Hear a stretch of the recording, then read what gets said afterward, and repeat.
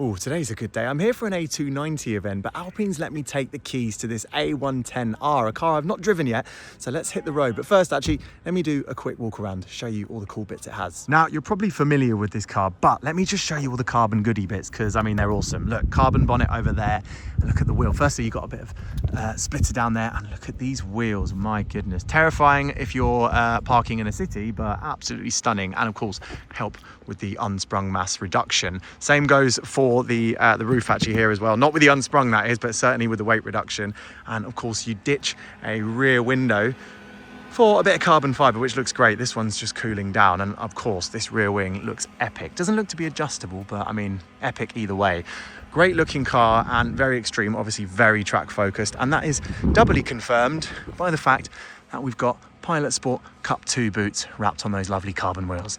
Pretty simple interior if you look forward here. It looks like the A110 normal models until you go like that. And then you see you've got some beautiful carbon buckets, which are surprisingly comfortable, and of course harnesses as well.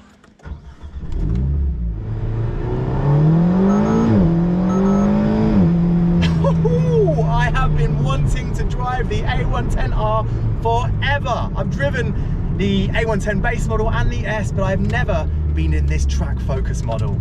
And wow, it was worth the wait. All of the sensations are just ramped up to another level. I love the fluidity of an A110 and the way that a British B road, even bumps and lumps included, is just no issue for an A110. You can whiz down a road and work with that fizzy engine and that really nice gearbox. But in this, suddenly, it feels extra razor sharp with all the chassis changes. It feels that much more pointy. You don't have that flowing fluidity, although it still rides pretty well. But the whole experience has changed. I mean, it helps, of course, that I'm sat in a bucket seat that's propped upright like a touring car with some harnesses which are gripping me very tightly.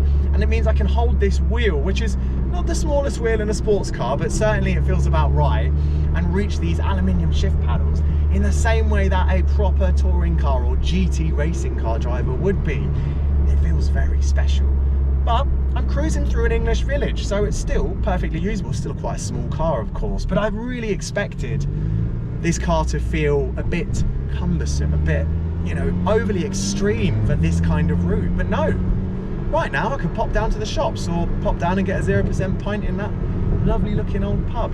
Funny thing is that you're getting so much more information through the car and the chassis, even at low speed. I just thought my phone was ringing there because I felt a vibration in my pocket. Turns out it's just the vibration of the car at specific revs. At certain revs, you can feel that the engine is mounted to the chassis behind me more firmly, because I can just feel it just fizzing a little bit through my own torso.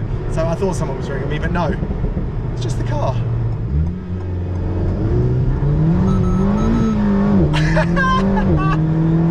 Oh yeah, it just feels so light. What's beautiful about these lightweight cars as well is that they don't feel snappy. I'm currently on Cup 2 Michelin rubber, which can be spiky, especially on a chilly autumnal day, and yet it feels progressive. The build-up is good. I haven't got the tyres hot, but they're not snapping away from me, and I think that's partly because, firstly, tyre tech is phenomenal these days, but also this car, the lack of weight, you haven't got that inertia, you haven't got that momentum to hold back. And yeah, the engine's over there, so it acts a bit like a pendulum, but it isn't massively heavy, is it? This little turbocharged 4-cylinder.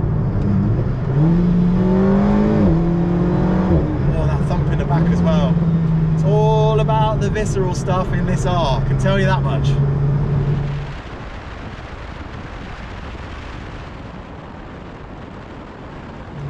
Sure, I'm lacking a few creature comforts. I mean, I can't adjust the seat very much, and of course the infotainment screen in these cars is tiny, and yes, okay, it's pretty basic in here.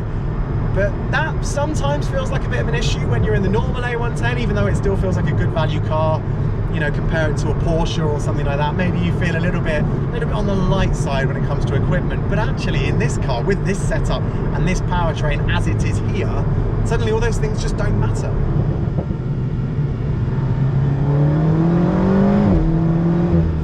Brakes feel great as well. Really easy to get the car tucked in.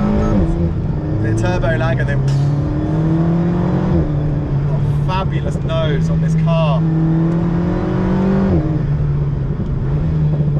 Just just feels that much more pointy. No longer do you have that sense of the car kind of lifting and flowing over bumps, which is a wonderful feeling in the A110 for comfort reasons. And also it's impressive as well, because you can still press on even if the road's a bit pants. But now on a smoother surface, smooth by UK standards, I want this pointiness. I want the car to pull itself into the bend. I want to feel that sense of the front axle gripping and tightening the line, and then the rear not just powering me out, but actually pushing me through the corner. What a wonderful feeling that is. That is proper rear-wheel drive track car stuff with grippy rubber. Oof, you do not get this in normal sports cars. You only get this in Dieppe tuned madness like this.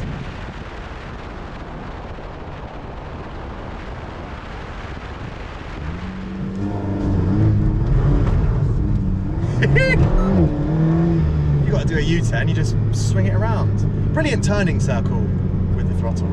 Engine performance, there is turbo lag, but once you're up into the, what, 4,000 or something, it punches hard. And then you can start to just load up the front of the car. You can feel there is actually a bit of steering feel. Not tons, a little bit though.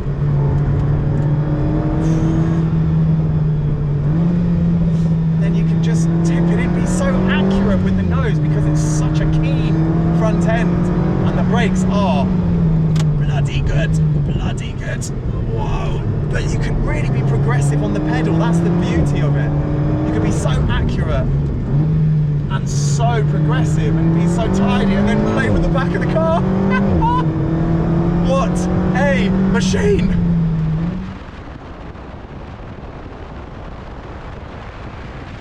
Every single component of this car feels perfectly matched to the other one. And so it means you can just hammer down a route. I can't smell any brakes. I haven't got any hot brake pads or anything. This is chill for the car. It's all chill for the car. It's easy. It's just a walk in the park for an A110R. For me, it's a bit of a workout. It's one I wish I could do every single day. You can just feel the quality of the damping, even when I slow down. You know, if I let the car settle, let's take it out of sport, that's down here, isn't it? Put it back into a normal mode, just cruise along. Yeah, there's a ton of road noise, obviously, but it settles down. And yet you can still feel the quality of the damping, where at high speed it gives you phenomenal body control. At lower speed, it just about makes the car feel supple. Yeah, it's a bit fidgety over points, but this rides better than some hot hatches, like, you know, some from Renault Sport in the past, mine included, but also, you know, a Fiesta ST is just as fidgety and firm as this at points. This is, it's high quality, never crashy, but definitely track capable. It's brilliant, brilliant. So it was a pretty frantic first drive in the A110R, but I kind of got all the messages I need. This is essentially an A110 on, well, I was going to say steroids, but it's more like 19 espressos and maybe 4 Red Bulls as well. This is epic to drive on the road. What do you think? Let me know in the comments below. And if you haven't subscribed, please do hit that button, because I'd like to drive stuff like this again. And of course, keep reviewing the more sensible things as well. And oh look, there's an A290.